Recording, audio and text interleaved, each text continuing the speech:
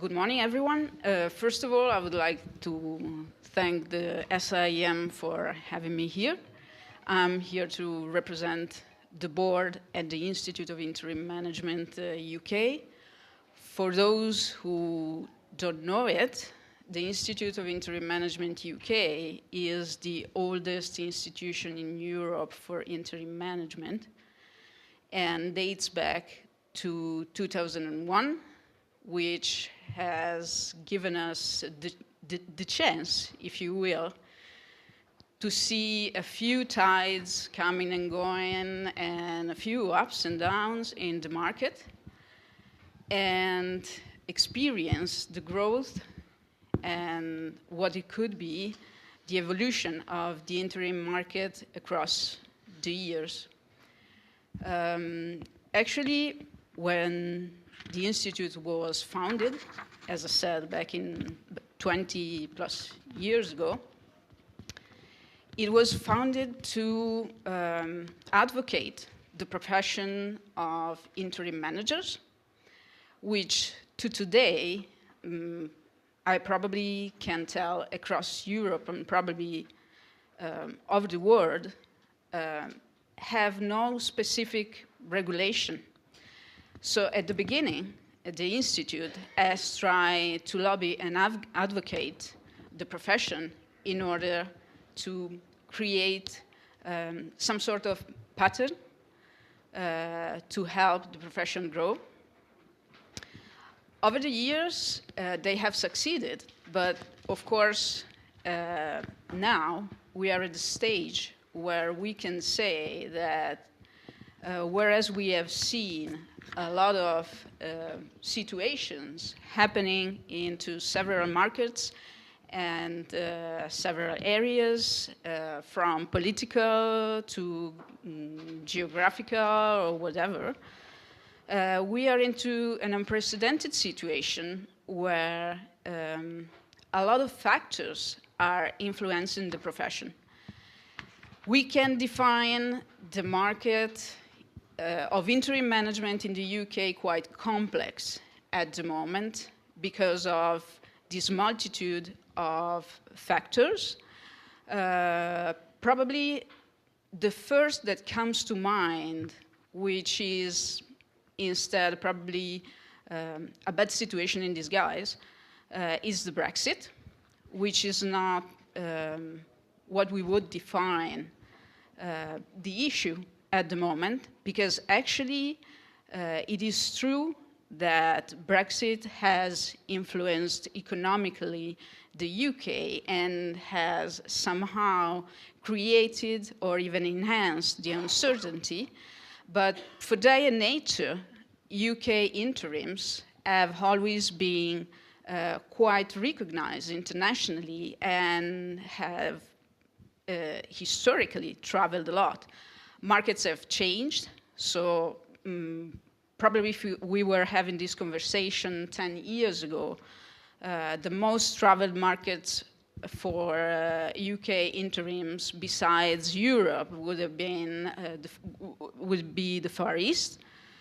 Today, I'd say is the Middle East, but from the survey that we have run similarly to the one described before from Poland, which will be advertised, I suppose, in a few weeks from now from the INEMA Association, which we are part of as well, says that still the average of interims working internally in the market and internationally is practically 50%. And to give you another glimpse into the UK market, which is quite a mature market because of its age, if you will, the majority of the roles are in the CEO and finance space, but after COVID, all of them have been somehow configured as change management. If we want to go into it specifically, immediately after COVID and probably during COVID, they were mostly into digital transformation. Today, companies are looking at reassessing themselves. One would say also that they would think to relocate themselves or to restructure their supply chains. As far as we can see from the 2024 survey, which both the INEMA one and the one that we run nationally every year, which serves since many years as a reference for the interim market. And by the way, it's downloadable if you wish from our website. We can say that the transition today is not into the areas of relocation and supply chain restructuration. What I can say about the UK market is that it's still predominantly male. Female interims have been increasing in the past 5 years quite consistently, but we are not where we would like to be yet. And they are more working on the HR space. This leads also to another shift, which is practically historical for the interim market in the UK as well, which is that mainly interims in the UK were working for big companies and full-time. Average of assignment is 1 year, still today. But today, interims are more and more beginning to work on portfolio, meaning that the SMEs market is also opening up. And in the future, because of the generational transition and the family companies passing over to other generation, is probably going to change further. To add probably also some more uncertainty to the market, but still opening up to new opportunities.